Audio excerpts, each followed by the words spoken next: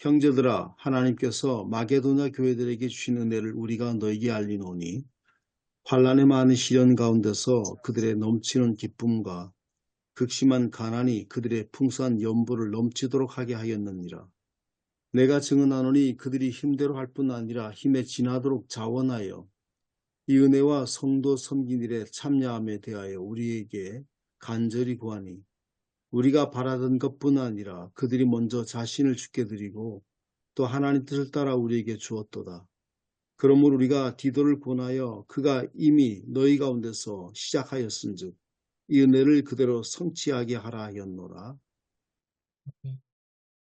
예, 감사와 은혜를 나누는 교회 본문 방금 읽은 고린도후서 8장 1절에서 6절인데 주석은 대전신학대학교 정창교 교수님이 해주셨습니다.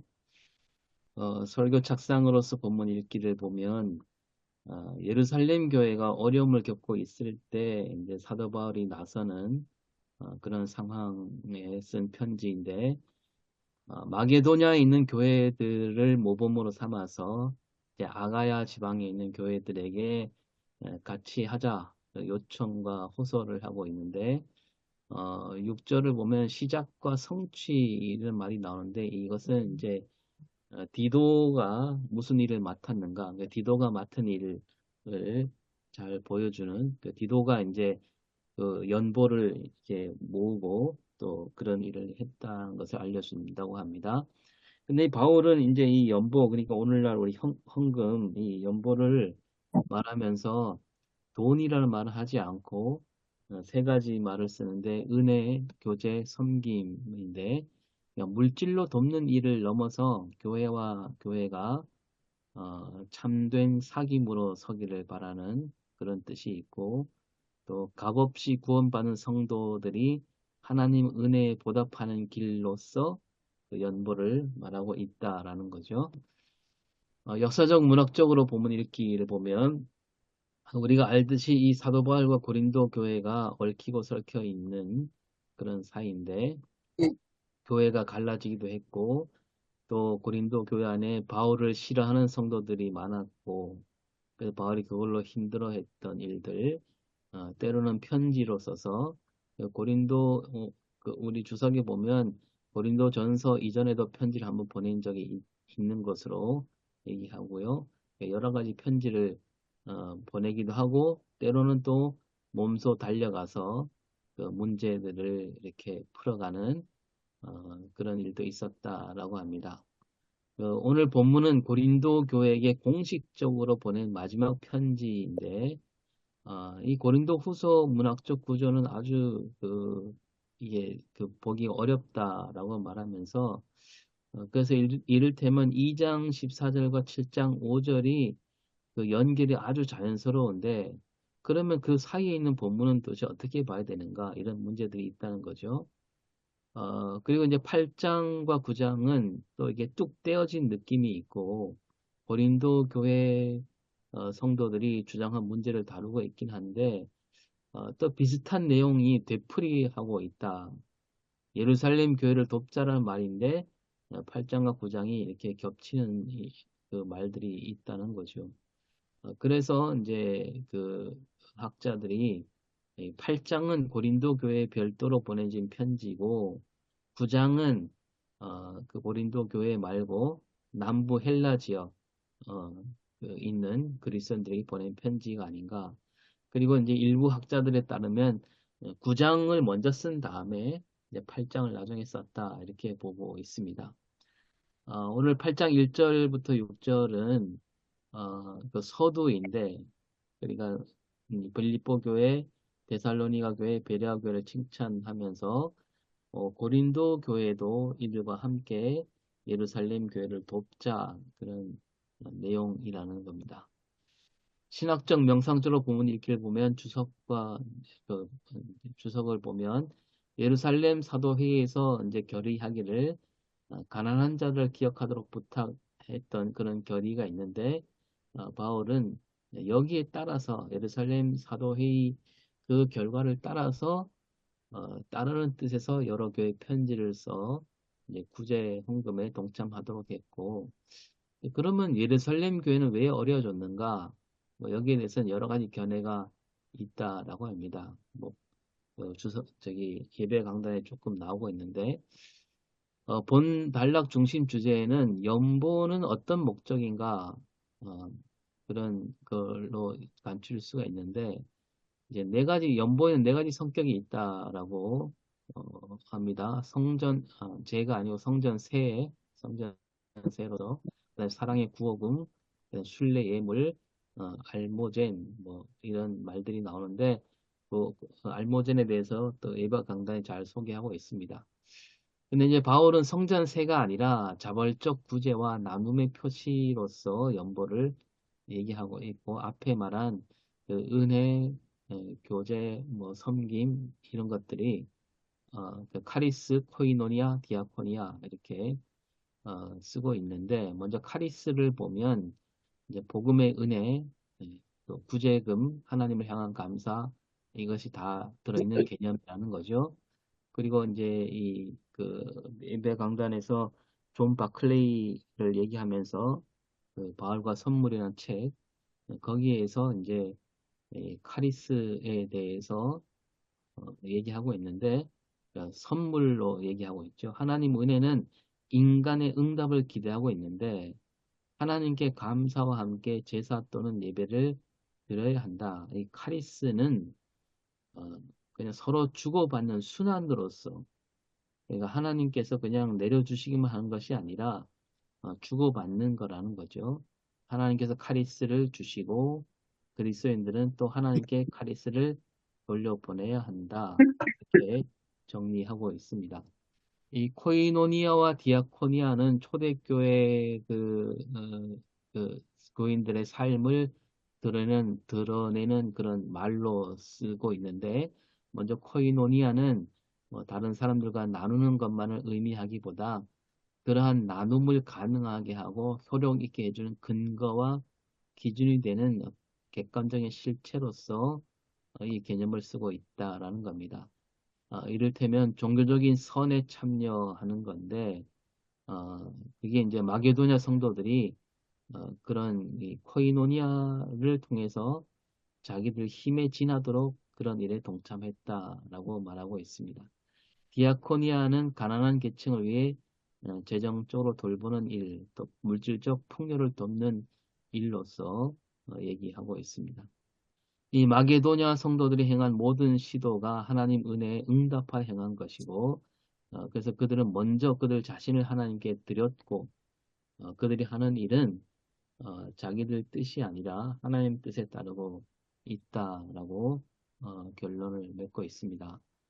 위기 심판적 회개적으로 성경 읽기 보면 이제 맥주감서절인데 이 의미를 하나님께서 인도하셨음을 6개월 동안 인도하셨음을 감사하고 또 남은 절반도 하나님과 동행하기로 다짐하는 그런 주일로 삼으면 좋지 않겠는가라고 하면서 바울은 아가야 지방인 고린도 교회 성도들에게 편지하기를 어, 마게도냐 교회 성도들처럼 예루살렘 교회를 돕는 일에 힘쓰자.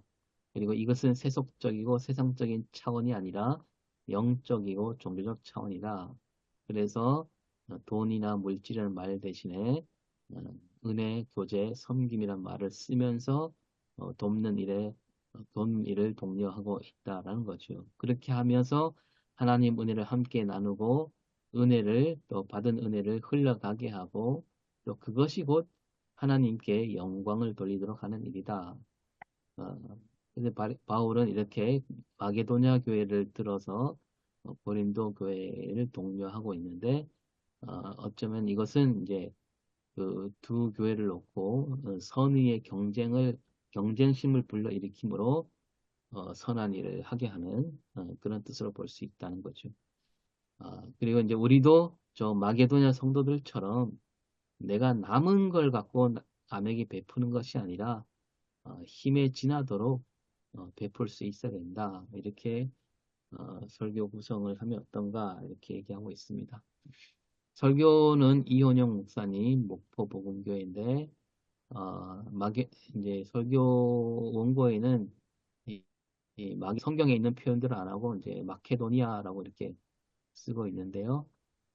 받은 은혜를 기꺼이 나눈 교회, 마케도니아에 있는 교회고, 또 이 마케도니아 지역은 땅이 기름지고 천연자원이 많은 동네였지만, 이제 그 알렉산더 대왕 이후에 로마에 무너지면서 그 많은 걸 빼앗겼지요. 그리고 그 지역에 사는 사람들은 부자가 아니었고, 그런 채굴권, 금은방 채굴권, 권리 이런 걸 다 빼앗기고 정치적 박해와 경제적 어려움이 있는 가운데 그 마게도냐 성도들은 예루살렘 교회가 어렸던 소식을 듣고 기꺼이 도움을 베풀었고 그들은 받은 은혜를 감사해서 기뻐하는 그리스도인들이었고 어렵지만 넉넉한 마음으로 다른 이들을 돕는 교회다.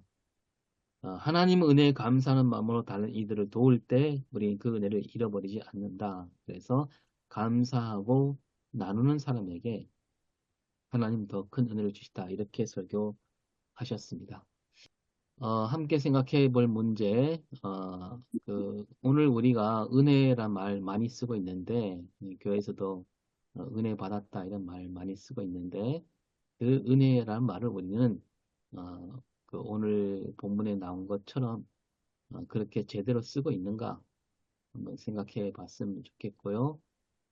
그리고 그리스도인으로서 또 교회로서 이 구제는 어떻게 달라야 되는가 어, 한번 생각해 보면 좋겠고 또 우리 현실적으로 우리 그 교회들 가운데 자립대상 교회들이 많이 있는데 그 교회들을 지금 노회마다 이렇게 뭐 연결해서 도와주고 있지만 정말 올바르게 돕는 길은 무엇인가 그것도 한번 생각해 봤으면 좋겠고요. 번역본 비교는 새번역과 새한글 성경 이렇게 한번 써보았습니다. 네, 참고하시면 되겠습니다. 이상입니다.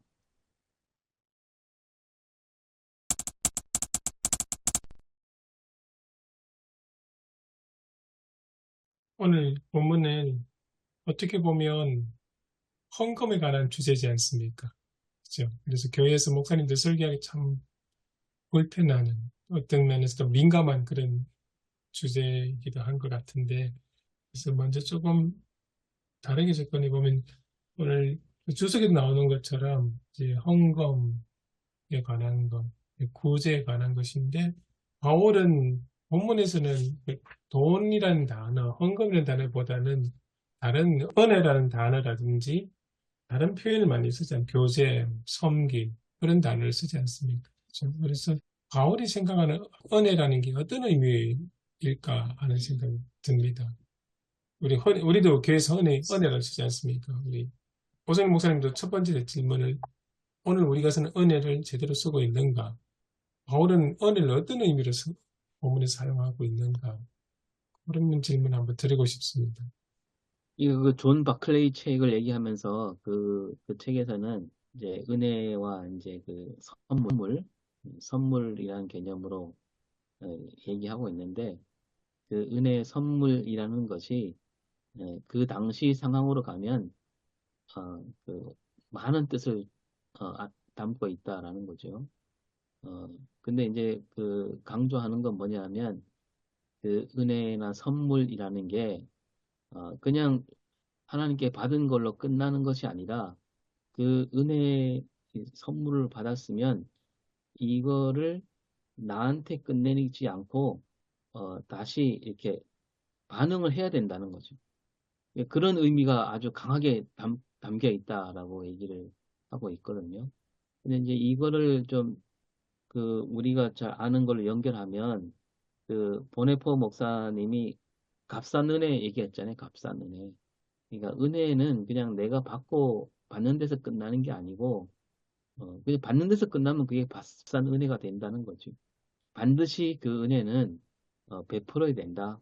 그런 의미로 하나님이 주신 거라는 그런 틀로 얘기하고 있는 것 같습니다. 저희 이제 연보와 관련해 가지고 좀 생각나는 거 있어서 조금 말씀 좀 나누고 싶은데요. 제가 이제 예전에 그 돈의 인문학이라고 하는 책을 좀 본 적이 있었어요. 그래서 제가 갑자기 그게 생각이 나서 이제 어젯밤에 한번 잠깐 뒤져봤는데요. 거기서 이제 돈을 이렇게 이야기하더라고요. 그 돈을 집에다가 10억을 쌓아놓으면은 사람들이 그 정신 나갔다는 소리는 안 한다는 거죠. 근데 물건을 10억 원어치 쌓아놓으면은 똑같은 10억인데도 그 사람은 정신 나갔다. 그렇게 이야기를 한대요. 그래서 이 돈이라는 게 뭐냐? 돈은 물건이 아니라는 거죠. 물질이 아니라는 거죠. 그러면서 하는 이야기가 돈은 사람과 사람을 연결시켜주는 미디어다. 그리고 개인과 세계를 결합시켜주는 사회적 시스템이다. 그런 이야기를 했습니다.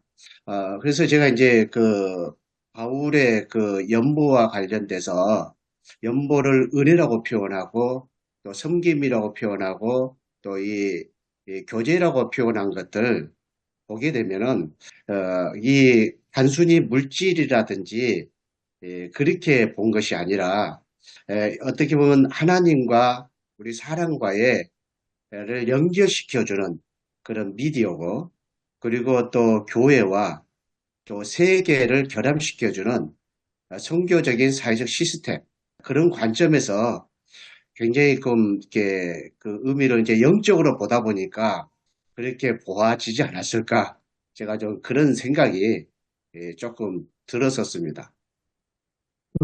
그럼 하나만 더 보태면 되겠습니까, 문 목사님? 듣고 보니까 참 굉장히 참신하고 좋은 이야기를 들리는데,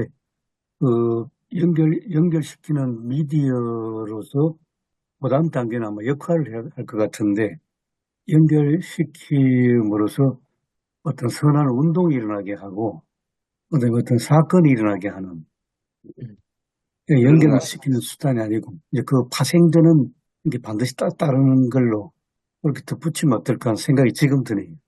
예. 이제 저도 이제 그 생각이 어떻게 보면 결론으로 갈 수밖에 없는 것밖에 안 되는 것 같긴 한데요. 저도 이제 그 역할이 데살로니 교회에 있다.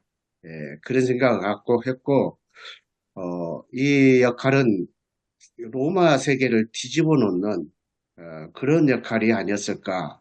좀 그런 생각을 해봤습니다. 제가 이제 그 바보들의 나라라고 하는 이제 또 책 속에 보니까 그런 이야기가 있더라고요. 그 데살로니가 교회 이야기를 하면서 후견인과 비후견인의 그 당시에 그 로마 사회 속에 편만하게 이렇게 펴져 있었던 그런 사회 시스템 그런 이야기를 했더라고요. 후견인과 비후견인. 그래서 이제 후견인들은 이제 예를 들면 유지 같은 사람들이고 또 비후견인은 노예도 아니고 또 가난한 사람도 아니고 자유민이지만 경제력이 없는 사람들. 그래서 당시에는 그 비후견인들은 직업도 없고 일도 안 하고 그러면서 이제 후견인들을 따라다니면서 후견인들이 지원해 준 것 가지고 먹고 사는 그런 것들을 했던 것이 이제 당시에 그 후견인들이었고 또 후견인들은 비후견인들이 굉장히 많아야 또 세력이 굉장히 강한 그런 것이었고 그래서 그 많은 비후견인들을 누리기 위해서 오히려 자기의 집에 있는 노예들을 해방시켜 가지고 그들을 자기 후견인으로 비후견으로 삼고 그래서 이제 선거를 한다든지 또 군역을 한다든지 그런 것들을 이제 대신 다 해주는 그리고 이제 어디를 동행하면 같이 이제 세력을 과시해야 되니까 데리고 다니는 그래서 이제 당시에 일을 안 했대요. 일을 안 하고 살았는데 바울이 데살로니가 교회에 일을 해라. 너희들 직업을 가져라. 그런 이야기를 했고 그리고 이제 일을 해서 너희들이 후견이 되라. 그리고 이제 그 후견인 여러분들이 종이 되라. 그렇게 이제 이야기하셨다는 거죠. 그래서 이것은 이제 어떻게 보면 로마 사회의 사회적인 기초를 뒤집어 놓는 그런 메시지였다. 그렇게 보고 저도 이제 그걸 깊이 생각해 보면은 그러한 것들이 데살로니가 교회 모든 성도들이 경제적인 자립들이 이루어지게 되고 그런 것들이 다른 지역에 비해서 다르게 빌립보라든지 데살로니가라든지 이런 사람들이 연보로 다 이렇게 더 많이 해서 쉽게 말하면은 힘에 진하도록 할 수 있는 그런 것들이 나오지 않았을까. 저 그런 생각을 좀 해봤고요. 또 교수님 좀 전에 말씀하신 거 다시 생각해 보기에는 더 중요한 것이 또 있는 것 같아요. 어떤 그 변화를 줄 수 있는 게. 그것이 이제 오늘 우리가 이야기하면서 찾아야 될지 않은가 그런 생각이 더 들기도 하네요. 너무 엉뚱한 이야기 해가지고. 예, 어, 아니, 예, 목사님 말씀에 또 반대의 경우도 생각납니다. 반대, 누가복음 예, 12장으로 기억되는데, 이제 은혜는 하나님의 은혜도 있지만은, 이제 돈과 관련해서 보면, 부모가 자식들에게 주는 은혜는 뭐 상속 아니겠나 생각이 들거든요. 뭐, 노동하지 않고 공짜, 그냥 받으니까, 부모의 상속은. 예, 예, 그런데 누가복음 12장에 보면, 형제들끼리 부모 상속을 원활하게 이제 나누지 못해가지고 저끼리 다투는데 예수님 보고 와서 좀, 그, 좀, 그 상속을 나눠주는, 뭐랄까, 역할을 좀 해달라고, 심판이 좀 돼달라고 할 때에 예수님이 거부하시지 않습니까? 그러면서, 어, 인간 안에 있는 탐심을 뭐 조심해라는 이제 그런 말씀을 이제 하셨는데, 그래 보면 부모로부터 노력 없이 그냥 상속받은 자식들 사이에 연결이 되기보다는 서로 많이 가지려고 싸우고 다투는 것은 굉장히 서로가 서로를 배제하는 거거든요. 예, 예, 연결이 아니라 배제되는. 예, 그래서 배제와 연결 사이에서 헌금이란 것은 뭐 당연히 연결, 그다음에 교제, 그다음에 섬김 이런 것은 이 배제시키는 것이 아니라 자기 걸 내놓고 연결하는 예, 그런 하나님의 은혜를 나누는 것이 아닌가. 그런 좀 예, 대조 내지 대비가 되는 것 같습니다. 예. 그 돈의 인문학에서도 돈을 이렇게 사람과 사람들 연결시키는 미디어고 또 개인과 세계를 결합시켜주는 사회적 시스템이다. 그러면서 그렇기 때문에 돈은 가지면 가질수록 더 갖고 싶다는 거죠. 욕망에 빠지는 거죠.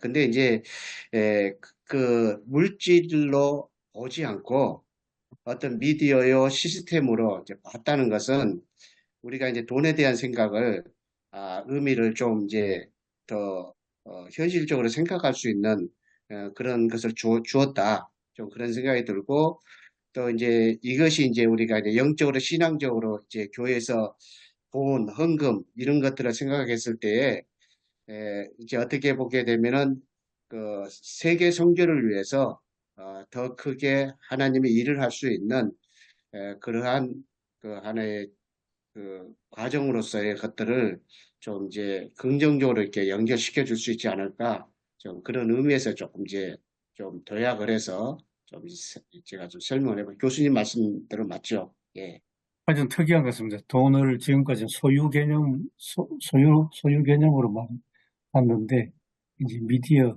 연결로 본다는 게 참, 굉장히 새로웠습니다.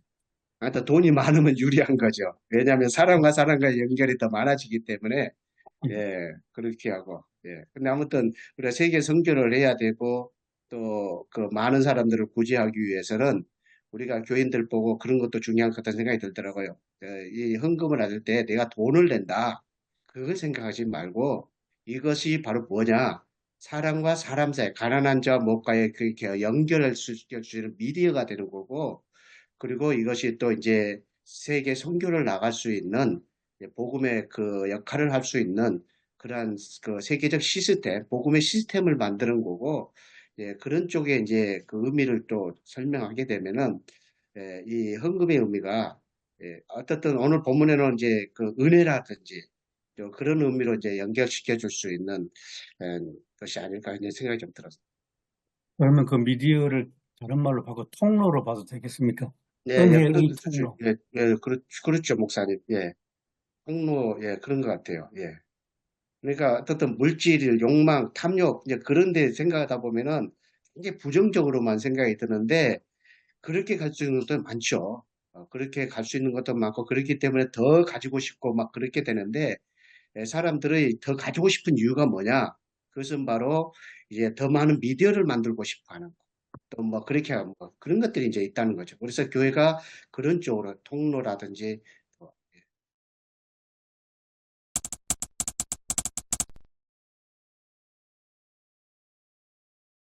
오늘 본문은 그 바울이 고린도 교회 교인들을 향해서 쓴 편지지 않습니까? 내용상으로. 그리고 그 고린도 교회를 향해서 말하면서 마게도냐 교인들 이야기를 하지 않습니까? 마게도냐 교인들이 이제 봉헌을 연보를 많이 했다는 이야기를 하는데 그 마게도냐 교인들의 형편이 어렵고 시련 속에 있었고 가난에 뚜들려 있다. 그런데도 이제 남을 베푸는데 이제 넘치도록 그렇게 했다. 그렇게 이야기하지 않습니까? 근데 거기에 반해서 고린도 교회를 향해서는 이제 7절 제가 새 한글 번역 보니까 여러분은 모든 면에서 홀로 넘습니다. 마게도냐 교인들 향해서는 어렵고 힘들고 가난하면서도 열심히 성공하니까 고린도 교인들 향해서는 당신들 여러 면에서 풍족하지 않냐. 그렇게 이야기하면서 당신들도 조금 이 마게도냐 교인들을 본받으면서 좀 헌금 좀 열심히 참여해 달라 그런 의미 같은데 뭐 이렇게 이야기하면 좀 반발심 생기지 않을까요? 양쪽을 비교한다는 것 자체가 굉장히 신중하고 조심해야 되지 않습니까? 그래서 어떤 면에서 이제 그렇기 때문에 이제 뭐 헌금이나 연보라는 단어보다는 그 은혜라는 섬김이라는 그렇게 사용했지 않을까 그런 생각 들기도 하고요. 근데 제가 이제 이번에 거기 갔다 왔잖아요. 다녀왔는데, 그 이제 가이드 목사님 얘기를 들어보니까, 이제 이 고린도라는 도시와 저 마게도냐는 이제 원래 다른 지방이잖아요. 아주. 뭐냐면, 원래 고린도는 이제 그리스 본토에 속해 있는 도시고, 그 그리스인들은 옛날부터 그 어떤 자긍심이 있었다 그러죠. 그들이 뭐 이룬 어떤 문화나 문명들이 엄청난 거고, 또 그 정치적으로도 그리스 아테네 여기는 뭐 그 민주주의를 벌써 실천했던 그런 아주 자부심이 있는 그런 도시인데, 여기 이제 그 알렉산더 대왕한테 이제 정복당하잖아요. 근데 알렉산더는 이제 마게도냐 사람이고, 그래서 거기는 어떤 자존심? 이런 것들이 이제 무너진 상태라고 할 수 있겠고, 그래서 그랬는데 다시 또 로마에 이제 또 정복당하잖아요. 그래서 이 그리스인들은 알렉산더 대왕을 그렇게 좋아하지 않는다 그러더라고요. 그러니까 자기 그 그리스인이 아니라는 이유로. 근데 지금 그런 상황에서 봤을 때 고린도 사람들한테 마게도냐를 견줘서 이렇게 얘기를 하면 이게 잘 먹힐 수 있을까? 이런 생각이 잠깐 들었어요. 아니면 오히려 이제 바울이 그걸 이용해서 고린도 사람들에게 어떤 뭐 분발을 하라는 그런 뜻으로 굳이 마게도냐를 들어서 얘기를 하지 않았나 이런 생각도 들고. 오늘 그 주석을 해놓으신 거 보면은 그 데살로니가 지역이 굉장히 어렵고 힘들었다. 그런 이야기를 좀 많이 좀 표현을 하긴 했는데, 그 사실상 그 데살로니가 교인들이 어려움을 받은 것은 그 유대인들로부터의 그 핍박, 그것으로 인한 어려움이 경제적으로 큰 어려움 그런 것보다도 그것으로부터 받는 어려움인데 데살로니가는 크고 좋은 도시거든요. 굉장히 잘 돼 있는 도시고, 그렇고 또 그 그리스의 중심이 되는 그런 도시고, 그렇기 때문에 또 사회적 인프라도 잘 갖춰져 있고, 그래서 어려움을 받은 것은 그 유대인들로부터의 핍박, 그래서 바울이 그 얼마 있지 않고, 그러다가 거기서 따라서 이제 갱그리아 조용한 데로 이렇게 가버리시잖아요. 이제 그런 거고, 또 이제 고린도 같은 경우에는 그 이제 로마에 의해서 아주 파괴됐다가 새로 생겨난 도시거든요. 로마가 다시 만든 그런 도시인데, 이게 이제 제가 동쪽에서 서쪽으로 로마로 갈 수 있는 길에 이제 그 통로거든요. 통로여가지고 상업과 무역이 발달된 또 이제 통행세를 많이 받는. 그래서 이제 길가에 이제 그 여러 가지 것들이 그 이제 상업적으로 이렇게 굉장히 그러니까 고린도가 살기가 사실상 굉장히 힘든 지역이라고 이야기하거든요. 굉장히 힘든 지역이고 거기다가 이제 무역의 통로 길이 만들어지면서 이제 이 사람들이 장사해서 먹고 그러니까 사람들이 성격이 강팍하고 믿지 못하고 뭐 그런 것들이 굉장히 강해져 다른 도시에 비해서 다르게 또 외부에서 또 들어온 사람들이 많고 그래서 이제 아굴라 브리스길라도 이제 거기서 사실상 만나게 되고 예, 그래서 진짜 어렵게 사는 사람들은 고린도 사람들이 아닐까 그런 생각을 하고요. 근데 이제 그 오늘 본문 설교를 할 때 초점은 본문 주제를 위해서는 그 고린도 후서가 굉장히 복잡한데 사실상 그렇게 해석할 수밖에 없지만 사실상 설교를 위해서는 데살로니가 교회를 이야기할 수밖에 없는 고린도 교회가 별로 중요하지 않고 그 설교가 이렇게 이제 그 저도 이제 오늘 발제가 있어서 이렇게 좀 준비를 했거든요. 프로페 자리가 있어서. 근데 이제 보니까 그 설교하신 목사님도 보니까 데살로니가 교회 이야기를 종합으로 이렇게 쭉 했더라고요. 그래서 이번 설교는 데살로니가 교회의 정황을 놓고 쭉 설교를 풀고 흥금 이야기를 해야, 연보 이야기를 해야 좀 되지 않을까, 좀 그런 생각이 좀 들었습니다. 그러면 그렇게 얘기하면 지금은 이 예배 강단에서 주석한 거하고 약간 다른 얘기가 되는 거잖아요. 네. 여기서 이 마케도냐 쪽이 훨씬 더 힘든 지방인데 그들은 힘에 넘치도록 연보를 했는데 그것처럼 고린도교도 그렇게 해야 된다 이런 식으로 지금 우리가 풀어놨잖아요 여기서. 그럼 전제가 달라져 버리거든요. 또 그렇게 얘기하면. 그렇죠.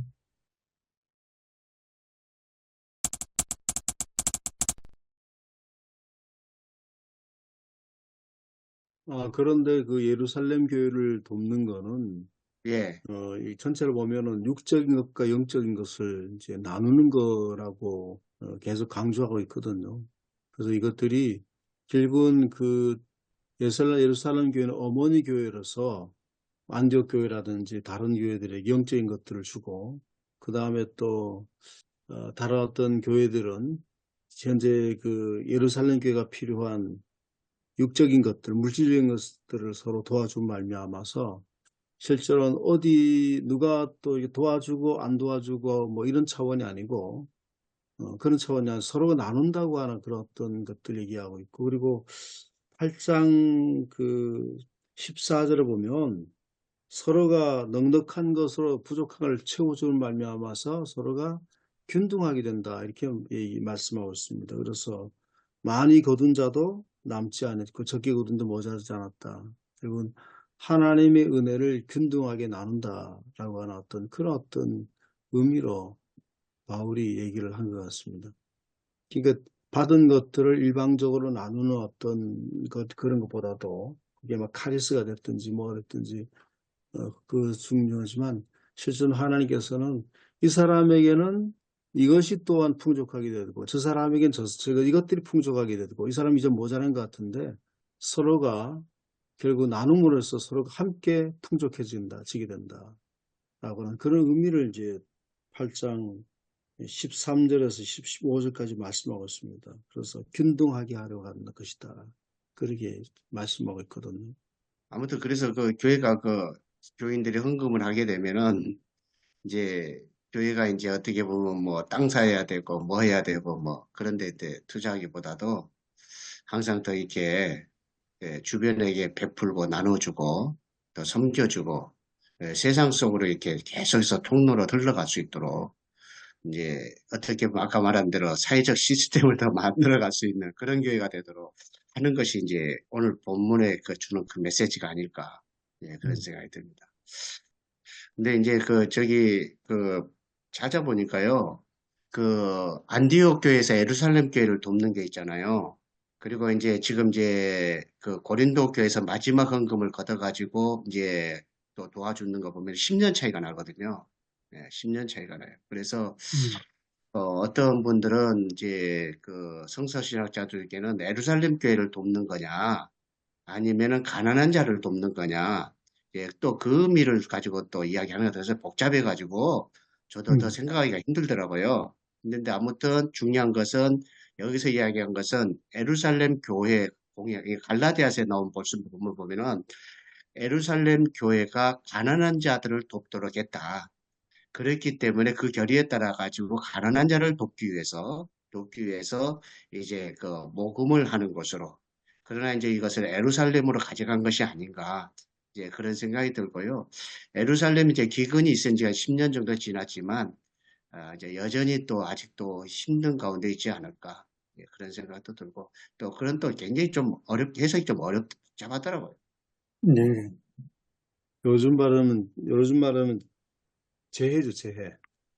예루살렘 교회의 지역에 기근이 왔다고 하는 것은 기후위기로 인한 그런지 모르지만, 약간 재난과 재해가 발생했다고 볼 수 있거든요.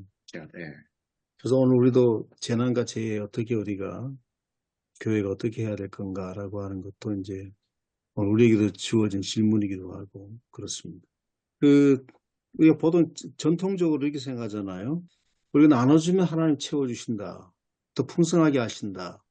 그러니까 이게 이제 오늘 이제 추석도 나눌 때 더 풍성하게 된다라고 하는 그런 의미가 좀 있다면, 나눌 때 교회가 더 부흥하게 된다. 부흥과 성장이라는 측면을 본다면, 교회가 나눌 때에 더 부흥하고 성장하게 된다라고 하는 게 지금까 우리가 딱 박힌 인식이잖아요.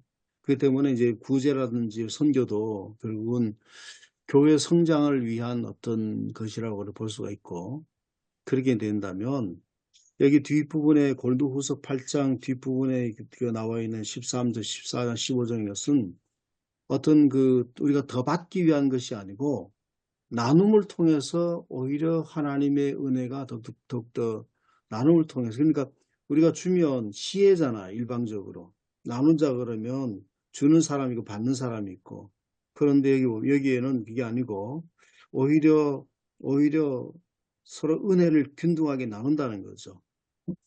그 때문에 육적인 것들을 우리가 물질적인 걸 줬지만 오히려 영적인 것을 오히려 더 큰 것을 받을 수가 있고, 영적인 걸 줬는데 육적인 것을 받을 수도 있고, 서로 모자란 부분을 채워준다고 하는 의미가, 그 얘기를 좀 한 것 같아요, 바울이. 그러니까 누가 누구를 도와주고 누가 누구를 시의 차원이고 뭐 우월한 위치에서 도와준 것이 아니고 서로가 나눔으로써 하나님 은혜가 풍성해지게 된다고 하는 그 얘기를 뒷부분에서 좀 많이 한 것 같습니다. 아무튼 이제 그런 것도 있는 것 같습니다. 아무튼 이게 로마 사회를 기초를 뒤집어 놓을 수 있게 하는 게, 그게 이제 뭐라고 이야기할 수 있냐면, 당시의 사회 체제는 자기의 앞으로의 더 출세를 위해서 나누고 섬기고 이렇게 또, 그러니까 아까 후견인과 비후견 이야기했을 때 비후견인한테 그냥 돈을 주는 건, 아침에 이제 9시에 모이면 돈을 쫙 나눠줍니다. 그러면서 하루 이제 데리고 다니는 거죠. 그렇게 이제 자기 자신을 위해서 그렇게 했는데, 바울이 이야기한 것은, 이제 데살로니가 교회가 그렇게 또 했던 것은, 자기들이 어떤 대가와 어떤 이득을 바라보고 하는 게 아니라, 저 멀리 예루살렘에 있는 그런 성도까지도 그냥 아무 대가 없이 그냥 나눠줄 수 있는 것. 그런 것들이 이제 로마 사회의 그 기초를 뒤집어 놓을 수 있는, 이제 그런, 어떤 분은 이제 황제 숭배를 한다고 기독교인들을 의심했던 것처럼 이것도 역시 기독교를 의심할 수밖에 없는 그런 것이었지 않았는가. 또 그렇게도 좀 볼 수 있지 않나 싶습니다. 그러면 그 데살로니가 교회의 아주 기본적인 신앙과는 뭐 지역주의라든지 민족주의, 인종주의에 얽매이지 않고 우주적인 영역에 그 하나님을 신앙하는, 이제 그게 이제 배경이 깔려 있다는 이제 그런 해석도 되겠습니다. 그러니까 아무 연관도 없는 예루살렘 교회에 그냥 대가를 바라지 않고 그냥 하나님께서 주신 걸 그냥 나누는 거예요. 그 헌금을 은혜라고 표현을 한다면, 우리는 보통 은혜를 하나님과 관련해서 많이 표현하지 않습니까? 그러니까 그 시작점은 결국 하나님부터 시작해서 하나님으로부터 은혜가 흘러나와서 우리에게 각교의 성도들에게 임하게 되고, 그 은혜가 역시 자기에게 머물러 있는 것이 아니라 더 낮은 곳, 어떻게 보면 더 채워야 할 곳으로 흘러나가는 그런 그림이 언뜻 그려지거든요. 그래서 끊임없이 흘러가는, 그래서 점점 이렇게 채워가는, 그게 이제 채워지는 게 가장 낮은 쪽에서부터 점점 채워서 올라가는 그런 게 많이 이제 제 생각이 보여지는데, 어떻게 보면 그게 바로 이제 은혜라는 것하고 맞물려 있지 않을까 싶습니다. 그러니까 하나님의 은혜라는 것도 가만히 보면 많이 가지고 있고 많이 권력이나 재물이나 혹은 개인적인 능력이나 이런 걸 많이 가진 사람이라기보다는 오히려 가지지 못한 사람을 향해서 하나님께서 훨씬 더 이렇게 본인의 그 은혜를 베풀며 돌보는 그런 모습도 성경에 많이 나오지 않습니까? 네, 그런 모습하고도 또 연관이 되는 것 같기도 하고요. 지금 마- 말씀하신 게 본문 5절에 그냥 그대로 같습니다. 5절에 제가 세번역 성경을 갖고 있는데요. 제가 읽어드리면 그들은 자신들을 먼저 주님께 바쳤고 콤마하고 하나님의 뜻을 따라서 우리에게도 바쳤습니다. 은혜라고 하는 거는 마태복음 10장에 보면 예수님 12제자를 또 이렇게 파송합니다. 파송하고 난 다음에 그들에게 귀신을 제하는 권능과 또 질병을 고쳐주는 능력을 주시면서 그래서 말씀하시면서 그들에게 병든 자를 고치시고 죽은 자를 살리고 나병한 자를 깨끗하게 귀신을 쫓아내되 너희가 거저 받았으니 거저 주어라. 이렇게 말씀하셨거든요. 그렇기 때문에 은혜는 거저 받았기 때문에 뭐 어떤 걸 대가를 바라는 것이 아니라 거저 주는 것이 마땅하다라고 하는 거를 이제 말씀을 하셨거든요. 그런 것 같은데 저도 이제 생각하기에는 그 연보를 은혜라고 표현한 것은 그 하나님의 은혜를 거저 받았기 때문에 거저 나누어 줄 수 있는 것으로 그 은혜를 생각한 것 같은데 저기 이제 그런 이야기가 있더라고요. 그 스피노자가 그 감사라고 하는 것은 그 누군가에게 그 베풀음을 받은 것에 대해서 다시 그것을 베풀어 주고 싶어 하는 그런 감정, 그런 사랑의 노력, 그런 것이 이제 그러니까 누군가 친절을 받았을 때에 그 친절을 다시 되돌려 다시 이렇게 해드리고 싶은 마음, 그런 것들이 이제 감사라고 했는데 저는 이제 그런 고민을 좀 계속하고 있습니다. 우리 사람은 어떨 때 진짜 감사함이 일어날까? 그랬을 때에 이제 사람들이 저한테 친절을 베풀어 주는 게 다 다르지 않겠습니까? 어떤 사람들은 뭐 이제 단순히 이제 자리만 비워주는 것도 있고 그런데 우리 인간이라는 게 항상 그 불완전함을 가지고 있거든요. 그래서 어떻게 보면 내 배우자가 나의 그 불완전한 것을 보완해서 어떤 완전함을 주었을 때 그것이 이제 나의 배우자에게 진정한 감사가 되고요.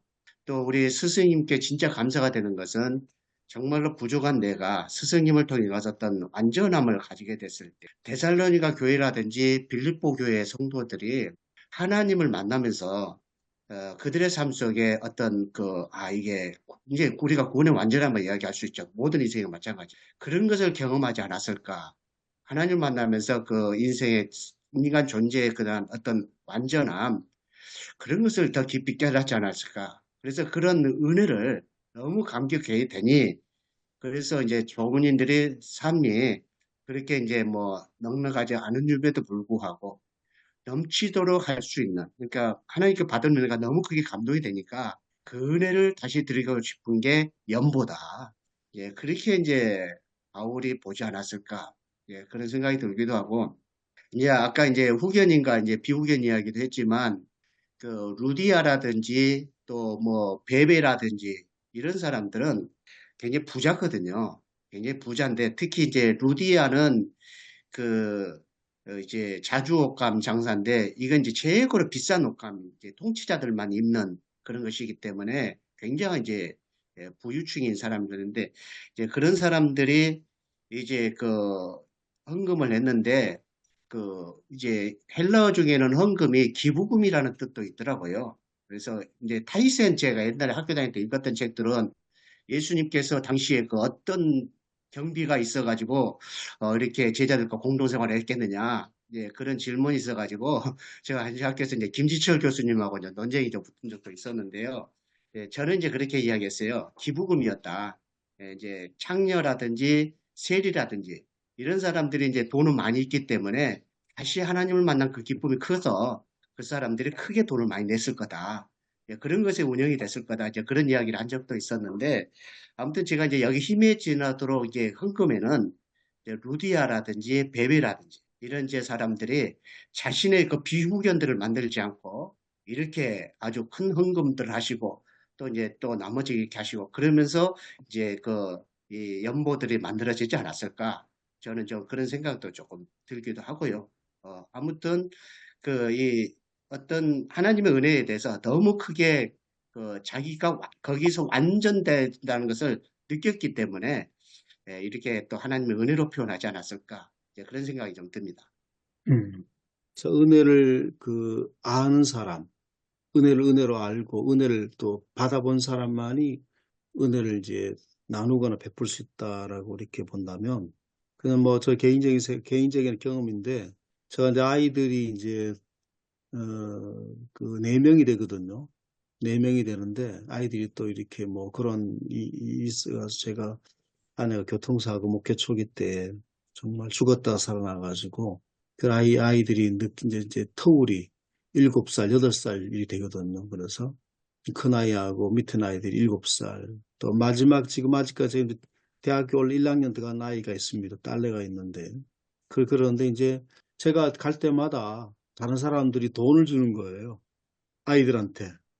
돈을 이렇게 늘 주더라고요. 한국에는 애들 처음 보면 돈을 주는 그런 어떤 그 관습이 있잖아요. 이렇게 첫 번째 아이 봤을 때. 그래가지고 저도 그걸 기억하면서 저도 이제 나중에 이제 다른 애들 볼 때에, 누가 볼 때에 저도 돈을 주게 되더라고요. 이렇게. 10,000원 뭐 이렇게 주게 되더라고요. 그러니까 저도 그걸 받아봤기 때문에 다른 애들한테 이제 보면 주고, 뭐 교인들도 또 애들 있으면 또 돈도 주고, 그렇게 됐습니다. 그래서 받아본 사람이 결국은 그것들을 베풀 수 있더라. 개인적인 경험입니다. 에, 그,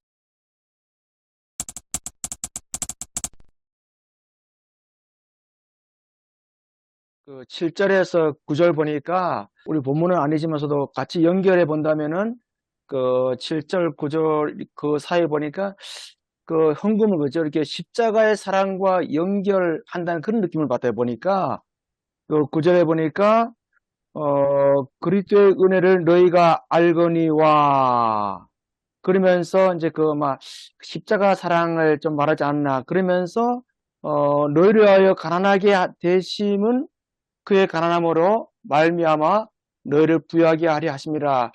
아마 사도 바울이 고린도 교회의 헌금에 대한 아마 정신, 우리가 좀 생각하는 그 어떤 은혜에 너무 조금 약간의 좀 차이가 있는데 굉장히 어떤 헌금의 정신을 은혜와 십자가 사랑으로 같이 연결한다는 것이 오늘 본문하고 같이 연결하면은 오히려 좀 설교 준비에 도움이 되지 않을까 그런 생각도 하게 됩니다.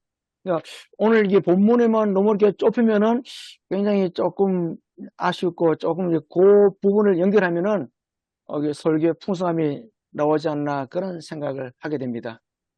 어차피 우리가 맥주감사절에 이 본문을 가지고 또 설교해야 되고 저도 이 본문을 가지고 이제 설교를 해야 되는데 고민을 한다면은 오늘 본문에 있는 그대로 좀 베푸는 은혜, 은혜가 이제 베푸는 은혜. 내가 지금까지 하나님께로부터 또 사람으로부터 또 받은 것이 있다면은 우리는 이 맥주절을 좀 베푸는 은혜 쪽에 포커스를 좀 저는 맞춰 가야 되지 않을까 그런 생각이 하면서 그러면서 은혜를 받으면은 줄 수 있는 형편, 내가 꼭 있어서 주는 것이 아니라 하나님께서 또 사람을 통해서 받은 것이 있으면은 그것을 흘러보내는 그런 삶을 살아야 되지 않나 그런 생각을 하게 됩니다.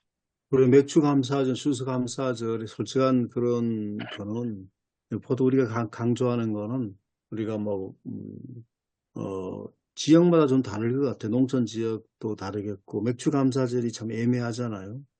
또 이제 어떤 때 같은 이제 그 남쪽 지역은 좀 다르고요. 특히 이제 옛날에는 보리농사라든지 밀농사라든지 여름 곡식들을 많이 재배하는 곳은 맥주 감사제를 확실하게 느끼거든요.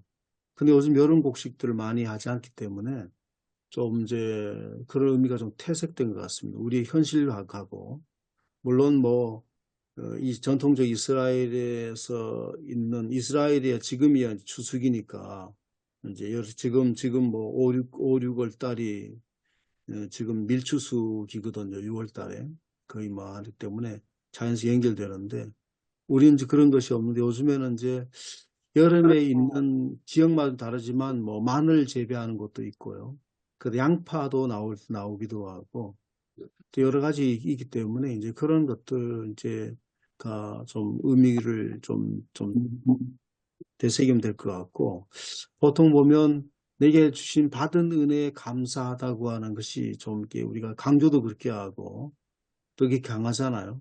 근데 받은 은혜를 오늘 본문에 어떻게 나눌 건가라고 하는 거를 연결시켜야 되는데 그게 이제 그 추수감사절이나 맥주감사절에 하나님의 은혜를 우리 감사하면서 우리가 예물을 많이 드리는 것 그리고 감사를 풍성하게 예물을 드리고 또 뭐 그게 농산물이 됐든지 아니면 헌금이 됐든지 예물을 많이 드리는 것에 어떤 우리 솔직한 얘기로 어떤 강조점이 있다면 뭐 그런 것도 우리가 늘 해야 되지만 그런 이것들을 어떻게 이제 하나님이 주신 은혜를 하나님께 드림에만 우리가 치우쳤다면 이것들 어떻게 우리가 그것들을 이제 나눌 것인가라고 하는 것들에 대해서 두 가지가 있을 것 같습니다.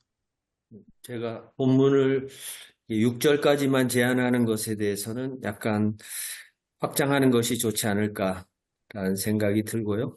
그 이유는 이제 돈 문제, 단순히 연보 문제가 아니라 이것을 은혜로 해석하고 또 그것이 십자가 사건, 결국 자기의 어떤 역량을 포기하신 예수 그리스도의 겸손과 가난이라는 측면에서 보면 그거를 이해하는 사람이 사실 은혜 받은 사람이잖아요. 그러니까 그걸 이해하면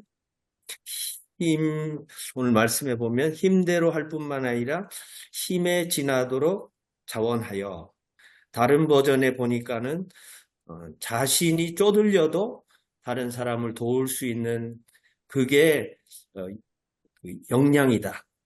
근데 그 역량은 무엇인가? 제가 봤을 때는 다른 사람과의 균등함이겠죠. 그 13절, 14절에 보면 보충이라는 표현도 있고 균등이라는 표현도 있고 아까 베푼다, 나눈다 뭐 여러 가지 얘기하셨는데 저는 또 다른 의미에서 하나의 흘려보낼 수 있는 유통이 아닐까라는 생각을 하고요. 오늘 말씀이 사실은 좀 듣는 사람 입장에서 보면 상당히 껄끄럽고 부담스러울 수 있지 않을까라는 생각도 해봅니다. 왜냐하면 이게 있는 사람이라고 해서 헌금을 많이 하는 게 아니더라고요. 그리고 진짜 쪼들리면서도 힘에 지나도록 하는 분들이 많지는 않지만 있고요. 근데 또 그 얘기를 하면 또 안 하는 사람들은 또 도전을 받아서 내가 좀 더 해야 되겠다 이런 생각을 하기보다는 또 약간 비교 당하는 느낌? 그래서 또 약간 감정적으로 부정적인 감정을 가지는 사람들도 있을 수 있겠다는 생각을 좀 하면서 결국 아까 말씀하신 그 미디어, 그럼 여기서 미디어는 누굴까 생각해 보면 디도가 이제 미디어다 생각이 들고 그것은 이제 시작과 성취라는 뜻으로 표현을 했고 또 조금 더 확장해서 보면 19절까지 보면 우리가 맡은 은혜의 일로 우리와 동행하는 자라 이렇게 표현되어 있거든요. 근데 결국 가난한 교회도 있고 부자인 교회도 있잖아요. 또 체제적으로 보면 복지 대상이 있고 또 후원금을 많이 내고 세금을 많이 내는 사람들도 있는데 결국 그 미디어 역할을 누가 할 수 있겠는가? 근데 그 미디어 역할, 그 유통업을, 복음의 유통업을 개인이 할 수도 있겠고 또 교회가 할 수도 있는데 글쎄요. 결국은 이 돈이 목적이 아니라 수단이라는 것을 깨닫는 사람이 할 수 있는 거잖아요. 목적을 위해서 단순히 뭐 거창하게 헌신이 아니라 이것은 복음을 위한 연결의 매체다라고 생각할 수 있는 사람이 결국은 은혜 받고도 그 은혜가 내 것이 아니라 하나님 주신 것이니까 언제든지 포기할 수 있고 언제든지 호혜적으로 유통할 수 있는 그런 사람이라고 생각을 해보면 그런 면에서 제가 볼 때는 어떤 이제 사도 바울이 잘 하신 것 같아요. 그러니까 돈 얘기를 안 하고 부담스럽지 않도록 은혜 얘기를 하셨고 그것이 섬김이다. 또 그것이 은혜를 보답하는 진짜 성숙한 교회의 이제 그 은혜로 표현을 한 것 같고요.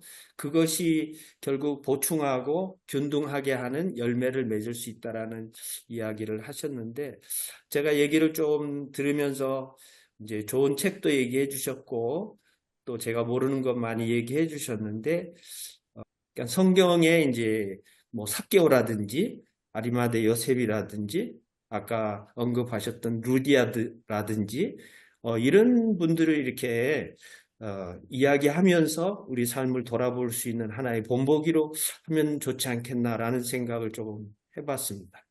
목회하다 보면은 우리가 많이 그런 것들에 대해서 이제 경험하잖아요. 제가 옥방교회에 있었을 때에 그때가 90년도 그 중반이었거든요. 서울의 대치동 교회에서 그 청년부 봉사활동을 왔었습니다. 그런데 그 당시만 해도 대치동 교회라 그래서 제가 동기 목사님이 이제 부역자로 있어서 그렇게 이제 청년들을 내놨는데 처음에는 20몇 명밖에 안 왔었어요. 그 당시 시설도 없어가지고 창고 같은데 거의 뭐 자고 그랬거든요. 그런데 이제 대치동 교회가 몇 년 왔었습니다. 몇 년 왔는데 청년부가 거의 뭐 유명무실은 아니지만 거의 명맥만 유지하고 있었거든요. 그 나중에 이제 저희들이 그때 교회가 불이 나가지고 한 25평 되는 그 한 10평, 15평 정도 됐던 그 작은 유재로 목사님을 그리고 아실 거예요. 옛날 그 건물, 그 짓기 전에 건물에 거기에 그때에 한 120명 정도가 왔었어요. 청년들이. 한 3, 4년 지나고 나니까. 그러니까 청년부가 유명무실했던 청년부가 나중에는 그 120명 정도로 이렇게 정말 그 불어나고 그러면서 오히려 그것들이 그들 스스로가 우리가 뭐 그들에게 뭘 도와준 건 없거든요. 오히려 와서 뭐 헌신하고 농활도 하고 막 이렇게 다 소비한 것 같은데 오히려 그들이 소가 더 풍성해졌다는 것. 제가 늘 좋은 사례로 늘 얘기를 하거든요.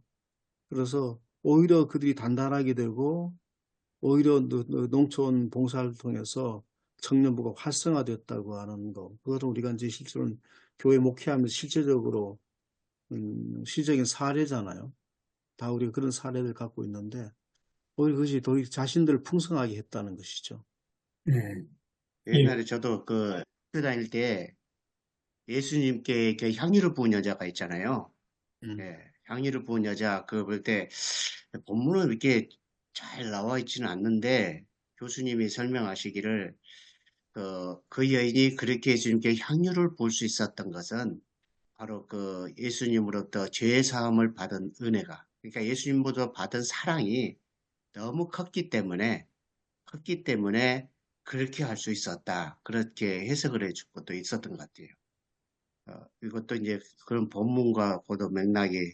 근데 아무튼 이제 그 나눔에 있어서 이제 교회가 또 이제 맥주 감사제니까 헌금하게 되면은 이걸 또 나눠야 되는 그런 과제가 있는 것 같기도 하고 또 이제 성도들이 개인의 삶 속에서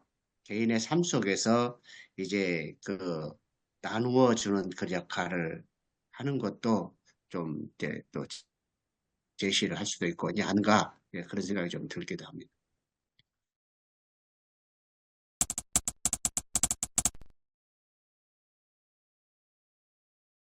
계속 들으면서 생각을 했거든요. 그러니까 하나님의 은혜, 하나님의 은혜를 계속 생각했고, 그러면서 본문을 읽으면서 넘치는 기쁨, 그래서 풍성한 연보 생각하면서 하나님 은혜가 항상 저희들에게 풍성하게 임하잖아요. 그래서 하나님 은혜가 풍성하게 임하군가. 세 단어 정도 생각을 했던 것 같아요. 하나님의 은혜, 풍성함, 그다음에 나눔, 나눔으로 할까, 헌신으로 할까 지금 고민하고 있고요. 그래서 하나님의 은혜가 풍성하고 그 풍성한 하나님의 은혜를 통해서 저희들의 삶 또한 풍성해지고 이걸 나눔의 헌신, 예, 나눔의 헌신을 통해서 삶으로 실천해야겠다라고 지금 정리를 하려고 하거든요. 그래서 저희들이 지금 저희 이제 새롭게 리모델링하고 교회에서 이제 새롭게 시작하려고 감사하게 새 가족들이 매주 오고 있어서 없던 일이거든요. 네. 그래서 계속 이렇게 아, 이번 기회를 통해서 잘 하나님의 은혜를 풍성하게 동네 분들하고 이렇게 나누면서 이걸 오늘 본문을 통해서 이제 연보 헌금보다는 은혜로 풍성한 은혜로 나눔의 삶을 살아가도록 하자 이런 식으로 정리하려고 합니다. 예, 저도 조금 전에 우리 이 목사님 말씀하신 것처럼 뭐 헌금 이 부분의 포커스보다 지금 하나님의 은혜, 저기 4절과 뭐 2절, 7절 나오는데 하나님의 은혜를 풍성하게 해서 이 은혜를 풍성하게 좀 하자. 그렇게 설교 포커스를 이제 맞춰가야 되겠다 생각이 듭니다. 저도 그렇습니다. 저도 이제 첫 시작은 무엇보다도 하나님의 은혜인데 그 하나님 은혜가 우리의 인생을 이만큼 안전하게 해주시는 건 세상에 무엇보다 없다. 그것만큼 은혜로운 감사한 게 없기 때문에 그것이 우리에게 데살로니가에는 감사가 됐고 우리도 그것이 감사가 돼야 되고 그 감사가 결국은 이제 그 연보와 의미를 해서 세상과 소통하게 되는 것이다. 이렇게 쪽으로 좀 저도 나가고 싶어 마음가졌습니다. 오늘 2절에 보면 이제 환란, 시련, 가난 이 배경도 지금 21세기지만 2000년 전의 상황과 비슷하지 않은가 생각이 들거든요. 전쟁, 기근, 재난, 기후위기 등등. 그리고 요즘 자영업자들이 얼마나 힘든지, 제가 파산한 얘기를 들으면 아주 너무너무 힘들고요. 그 가운데 또 신앙을 유지하고 죽고 싶은 우울증 가운데서도 또 하나님 앞에 나와서 이렇게 감사 예물 드리는 걸 보면 아주 눈물겨운 정말 신앙생활을 하고 있는 그 모습을 통해서 목회자인 제 자신에게도 참 도전이 되고 그러면서 오늘 말씀 진짜 은혜 받은 사람이 은혜를 경험하는 것은 자기가 쪼들려도 베풀 수 있는 그 정말 역설적인 그 풍성함과 넉넉함이 아닌가 이렇게 좀 말씀을 전하고 싶습니다. 우스갯소리 하나 하고 마치죠. 저는 우리 교회에 그런 분이 있어요. 헌금할 때 목사님 설교 들어보고 은혜가 되면 거기에 따라 결정하겠다 액수를. 미리 담아오지 않고. 참 그 이어른 교수님 생각이 나는데요. 친구가 너 변절자다 그렇게 이야기했더니 이어른 교수님 하는 이야기가 너 교회 한번 가봐라. 헌금 자동적으로 누가 10,000원 달라고 하면 절대 안 주는데 교회 갔더니 그 자동적으로 10,000원이 되더라. 이런 얘기를 해서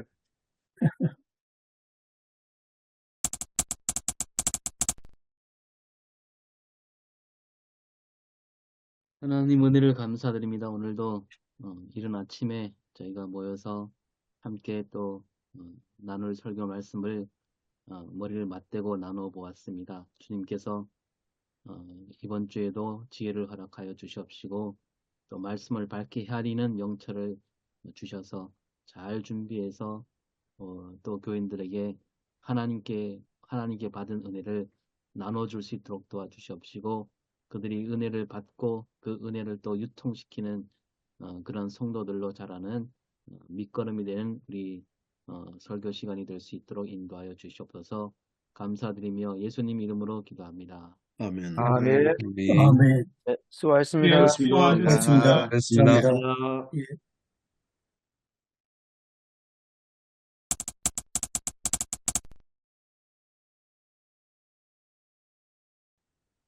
저는 설교 제목을 주님의 기쁨이 되는 믿음에 대해서 그 주석에는 어떤 그런 주어가 사람이라면은 저는 그 예수님께 이제 포커스를 맞춰가지고 이제 설교를 했는데요. 도입 부분에 가서는 예배와 강단 부분을 조금 이제 그 여는 차원에서 했는데 그 예수님의 기적 사건에서 거짓 주인 행세하는 사탄을 쫓아내므로 하나님께서 주인이 되심을 보여주셨다. 그리고 이 기적 사건은 이 땅에 하나님의 다스리심을 보여주는 그런 사건이다. 이렇게 말씀을 드리고 그러면서 오늘 이 두 가지 기적 사건은 공통 주제는 믿음이다. 그 예배와 강단에 있는 그 내용을 참고해서 이렇게 말씀드렸고 제가 또 하는 또 설교 방향은 믿음도 우리는 나의 만족을 위한 믿음이 아닌 정말 예수님께 만족이 되는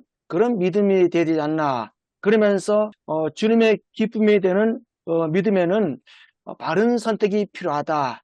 그 바른 선택이 이제 겸손과 교만인데 야이로와 혈루증 여인의 그 두 사건을 이제 엮어서 야이로는 그 당시에 이제 해당 장으로서 전 굉장히 정도적으로 높은 그 고위직에 있음에도 불구하고 자신의 딸을 살리기 위해서 체면 모든 지위를 다 내려놓고 예수님께 엎드리면서 이렇게 살리듯이 또 혈루증 여인도 여러 가지 힘든 가운데서도 예수님께 나왔다는 것은 본인의 겸손함이 아니겠는가. 우리 역시 신앙생활도 내 믿음을 만족하는 것이 아니라 정말 예수 그리스도에게 돌리는 그런 영광스러운 믿음이 되지 않나 이렇게 이제 말씀을 드렸습니다. 그리고 또한 예수님의 기쁨이 되는 믿음은 믿음이 흔들릴 때에 두려워하지 않는 삶을 살아야 된다. 저 예수 그리스도는 우리에게 믿음을 주셔서 사망의 권세에서 나오게 하시고 또 생명을 누리게 하시는데 그러면 본문에서 예수님은 어떤 분이실까? 두려움 속에서도 믿게 하시는 분이시다. 이제 야이로가 본인 딸이 이제 죽고 사람들이 더 이상 예수님을 귀찮게 하지 말라 했는데 예수님은 그 야이로의 두려움을 보고 두려워하지 말라, 믿기만 하라. 오히려 야이로의 이렇게 믿음을 이렇게 주시는 분이고 또 마찬가지로 혈루증 여인도 12해 동안 혈루증에 인해서 많은 어려움, 심지어는 사회적인 격리, 모든 금전적으로 이렇게 피해를 받지만서도 정말 인생이 어찌할 그런 상황 속에서 예수님께 소망을 둠으로써 모든 두려움을 떨쳐냄으로써 정말로 예수를 통한 온전한 믿음이 회복되었다. 마찬가지로 우리 역시도 정말 내 믿음을 만족하는 것이 아니라 정말 모든 것은 예수 그렇게 초점을 맞추어서 우리가 예수님의 기쁨이 되는 믿음 생활을 해야 되지 않나 이렇게 말씀을 전했습니다. 이상입니다. 저는 뭐 제목은 그 두려워하지 말고 믿기만 하라라고 하는 것을 그대로 썼고 앞에 이제 우리를 두려워하는 것들에 대해서 좀 얘기를 했고 이야기식으로 많이 좀 전개를 했습니다. 그래서 앞부분에는 야이로를 중심으로 이야기를 풀어나갔고요. 그래서 뭐 성경 그대로 그냥 우리가 했었고 그 다음에 이제 마지막에 우리가 결론 부분에서는 우리가 여러 가지 두려워하는 일들이 많이 있다는 거죠. 그래서 국가적인 재난이라든지 이런 재난이 있지만 개인적으로 가장 어려운 것은 특히 질병이나 병이라든지 이런 것들이었을 때 우리가 어떻게 해야 될 것인가. 그때 우리가 주의 말씀을 기억해야 된다. 그렇게 얘기를 하고 절망적인 상황 속에서도 우리가 계속 믿음을 주님께서 믿기만 하라라고 해서 계속 믿음을 유지하라고 하는 얘기인데 계속 믿음을 유지해야 된다라고 하는 거를 얘기하면서 그렇게 이제 말씀을 전했습니다. 믿음을 통해 회복으로라는 제목으로 말씀을 전했거든요. 그래서 세 가지로 믿음을 통해 회복으로 가는데 그 중간에 두려움에 관해서 이야기를 했고 그래서 야이로와 혈루증 앓는 여인들의 믿음 그리고 그들의 두려움 그리고 그들이 회복했던 그것을 통해서 믿음을 통해서 두려움을 뚫고 회복으로 가자라고 그런 식으로 설교했습니다. 저는 설교를 없었고요. 좀 이제 안 했지만 아쉬운 것은 좀 고민할 때에 그리스도의 현존을 가장 가깝게 현실적으로 느끼게 할 수 있는 그런 본문이고 또 그런 설교였는데 다음에 이제 이 본문 이런 내용에 관계 가지고 설교를 한다면 현재의 교회가 가장 그리스도의 현재를 가깝게 느낄 수 있는 그런 사건이고 그런 메시지다. 앞으로 이제 그런 것을 전해주고 싶다라는 생각을 좀 가지고 있습니다.